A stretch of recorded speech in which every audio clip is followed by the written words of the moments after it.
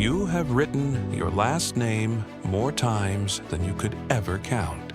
On school forms as a kid, on job applications, the back of a check, the bottom of a letter, 100 forgettable slips of paper signed and thrown away 5 minutes later. It is, without any real competition, the single most familiar word in your entire life. And yet for almost everyone watching this, there's a strange gap sitting right in the middle of all that familiarity. Because you probably have no real idea where it actually came from. Who carried it first? Who carried it through the hardest years? Who handed it down, link by link, across centuries, until one day it landed on you? Here's the thing worth sitting with. A surname isn't just a label someone slapped on your family a long time ago. It's a survivor. Every person who ever carried it had to live long enough, through plagues, through famines, through wars that swallowed entire generations of young men, to pass it on. Every name alive today threaded its way through all of that. None of them got here by accident, and some of them threaded their way through the exact moment that decided whether a new country would exist at all. Rewind 250 years. There is no United States yet, just 13 colonies clinging to the edge of a half-explored continent, answering to a king across an ocean most of them will never see. And then a scattered group of ordinary people, farmers, blacksmiths, printers, backwoods hunters, decided they'd had enough, picked up muskets, and took on the most powerful empire on Earth. By any reasonable calculation, they should have lost. Instead, they won. And every single one of them carried a name, not a grand one, an ordinary one, that got passed down quietly until some of them came to rest on the exact people watching this video right now. Stay until number 1, because it's the single most weighted surname in the entire history of this country, and there isn't a trace of exaggeration in saying so. Let's count down. Number 10, Sevier, far out past the mountains, where the official colonial maps simply gave up and stopped drawing. There lived a frontier leader named John Sevier. When word reached the backcountry settlements that a British Allied force was moving to threaten the frontier, Sevier gathered a body of rugged, self-armed fighters who came down through history as the Over-Mountain Men. He led them back east, over the ridges they'd crossed to escape the war in the first place, to hunt that force down. They caught it at a place called King's Mountain, one of several commanders on the field that day, but a central one. And what happened there was so swift and so complete that it helped swing the momentum of the entire Southern campaign back toward the Patriot side at a moment when things had looked genuinely grim.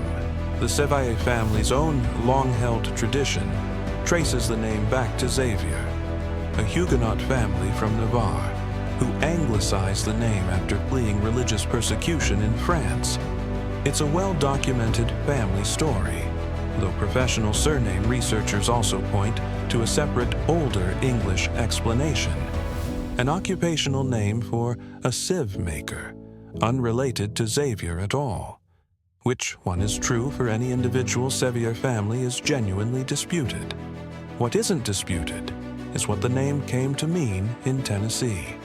Sevier put down roots in wild, unmapped country that would one day become that state, and John Sevier himself became its first governor. If your family roots run back into Appalachia, this name may be woven through your history without you ever knowing it was there. Number 9, Knox. Here was a problem that should have strangled the revolution in its cradle. The Continental Army had captured a fort packed with heavy cannon, exactly the artillery it desperately needed. The catch, those guns sat hundreds of miles away, buried in snow, with no obvious way to move 60 tons of iron across a frozen wilderness in the dead of winter. A former Boston bookseller, a large, self-educated young man named Henry Knox, looked at that problem and said he'd do it. Then he did. He organized teams of oxen and sledges and dragged those guns across frozen rivers and snow-choked mountain passes, mile after grinding mile, all the way back to the army outside Boston. When British commanders woke one morning to find American artillery staring down at them from the high ground, they understood immediately that their position was finished. They packed up the army and the fleet and sailed away. Knox is a Scottish surname, from the Gaelic Knock, meaning round hill, originally identifying a family who lived near one. It arrived in America on the wave of Scots-Irish immigration and belonged to one of the quietest, most underrated logistical minds of the entire war. Number 8, Stark. Bennington, 1777. A weathered New Hampshire general looked out across a field at an approaching force and told the men around him something people are still repeating 2.5 centuries later. There are the Redcoats, and they will be ours by nightfall. Or Molly Stark sleeps a widow tonight. His name was John Stark, and he won that day decisively. Years later, too old to travel to a reunion of fellow veterans, he sent a short written toast instead, 4 words that New Hampshire eventually adopted as its official state motto: live free or die. The name Stark is old, blunt, and means almost exactly what it sounds like. Strong, rigid, unyielding, carrying that same meaning in both English and German. If Stark is your name, you're carrying a word that has meant unbending strength for close to 1,000 years. And one particular man earned every ounce of it in an open field with everything on the line. Number 7, Sumter. They called him the Gamecock. And if you've ever watched a fighting rooster refuse to back down regardless of size, you understand the nickname. Thomas Sumter was relentless to the point of unreasonable. And when British forces burned his home to the ground hoping to break him, it did the opposite. He spent years harassing British forces across the South Carolina backcountry, striking and vanishing, never letting them rest. Long after the war, a fort was built and named in his honor. That fort, Fort Sumter, turned out to be the exact spot where the first shots of the Civil War were fired, decades later. Sumter is a genuinely rare English surname, and its origin fits the man almost too well. It comes from the old French sommetier, meaning a pack-horse driver, someone whose entire job was moving fast and staying mobile. Fitting for a man the British could never quite pin down. Number 6, Allen, just before dawn on May 10th, 1775. A booming, fearless man from the green hills of what would become Vermont pounded on the gate of British-held Fort Ticonderoga and demanded its surrender on the spot. Ethan Allen, together with his band of rough hill country fighters, known as the Green Mountain Boys, walked in and took the entire fort without firing a shot. Allen was a character in the fullest sense, brash, unafraid of any man alive, and just as famously unafraid of the God the local preachers kept warning him about. Allen is one of the most widespread surnames in the English-speaking world, descending from an old Celtic personal name, Allen, whose precise original meaning is still debated among linguists, sometimes glossed as Little Rock, sometimes as Harmony, with no full scholarly consensus. But wrapped around this particular man, in these particular hills, it carries the memory of someone who looked at the most powerful empire on earth and simply wasn't impressed by it. Number 5, Morgan. January 1781. at an unremarkable spot called Cowpens. A rough, largely self-taught frontier fighter named Daniel Morgan pulled off one of the most studied tactical performances of the entire war, luring the British Army's elite light infantry into a trap so cleanly built that military academies still take it apart piece by piece today. There was something personal underneath it. Years earlier, as a young man working alongside the British Army, Morgan had been sentenced to a brutal flogging for striking an officer, a punishment severe enough that it was very nearly a death sentence. He survived it and never forgot who gave the order. When he handed the British a shattering defeat at Cowpens, there was an old, cold debt being settled underneath the tactics. The name Morgan is genuinely ancient, one of the oldest in Britain, though its popular meaning is often gotten wrong. Many assume it means seaborn, a mix-up that traces back to a 19th century misreading of the name's roots. The name's actual root is the older Welsh form Morcant, likely from Mor, meaning great, and Cant, meaning throng or host, giving something closer to great host or battle throng, a name built for exactly the kind of man Morgan turned out to be. Mid-video break. We're halfway through. If one of these names belongs to your family, drop it in the comments and tell me where your line settled in America. A single video can only scratch the surface of any one of these families' deeper history. And if you're enjoying these forgotten threads of American history, subscribe to Surname Origins. A new bloodline gets dug up every week. Back to the countdown. Number 4, Marion. Down in the low, wet, tangled swamps of South Carolina, the British Army nearly lost their collective composure trying to catch one man. He'd strike a column hard and fast, then vanish back into the cypress and standing water where no conventional European army could follow. Out of pure frustration, they nicknamed him the Swamp Fox, and they didn't mean it kindly. Francis Marion effectively built on the fly an entire style of warfare the rigid British military had no answer for. Small groups, fast movement, strike, and disappear. Today, we'd call it guerrilla warfare, and militaries still study it. At the time, it was simply baffling to an army trained to fight in disciplined lines. The name Marion traces to an old French root, a diminutive form connected to Marie, and it sank deep, lasting roots into the Carolina Low Country.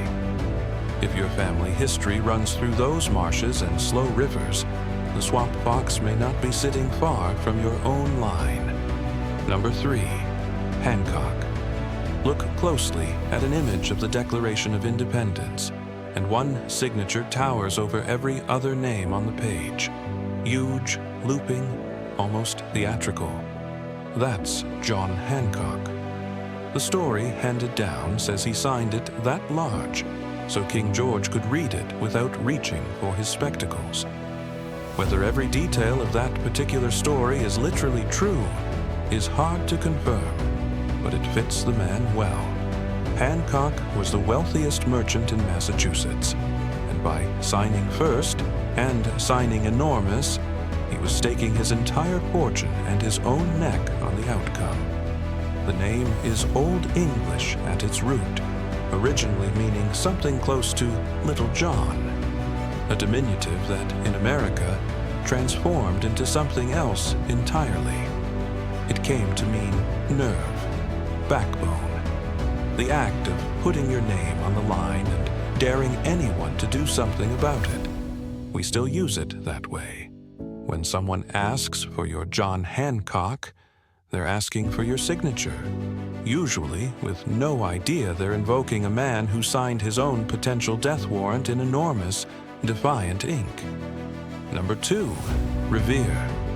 A name you'll rarely stumble across by chance, and there's a clear reason why. It isn't English at all. It came from a French Protestant family, Huguenots, who were being actively hunted in their own homeland for worshiping the wrong way. They fled France, scattered across the world, and one branch, the Revoirs, washed up in Boston, where the name was gradually anglicized into something the locals' tongues could manage: Revere.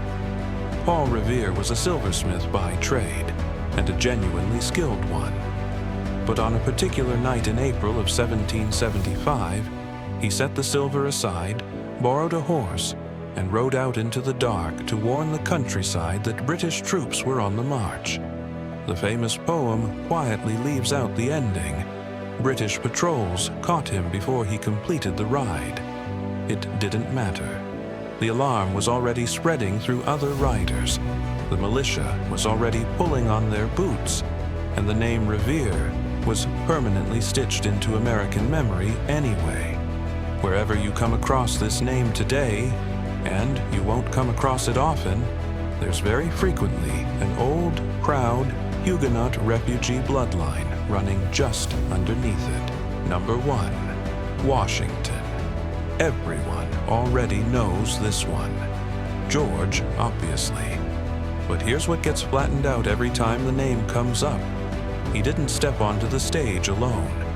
The Washingtons were a sprawling clan spread across colonial Virginia.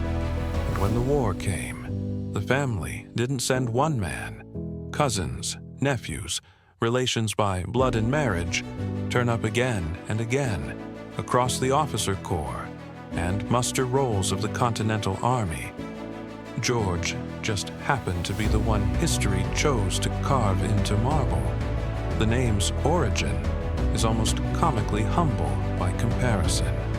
It traces to a small village in the north of England, and while one long-standing folk explanation ties it to the settlement by the washing place, low ground near a river that floods and drains with the seasons, the more widely accepted scholarly reading is that it means the settlement or estate of a man named Wassa.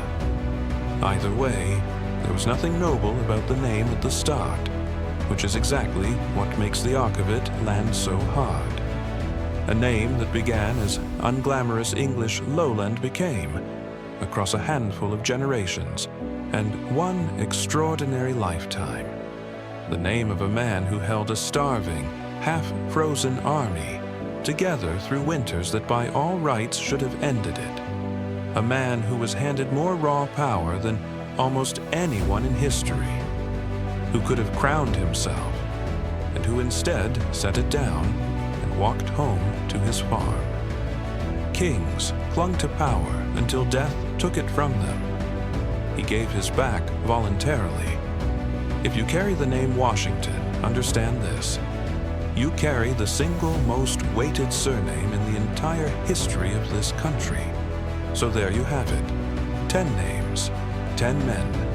A war that took a loose, squabbling collection of 13 colonies and forged them against every reasonable odd into a nation still standing here today. I want to be straight with you about something, because it matters. A surname alone doesn't prove a single thing.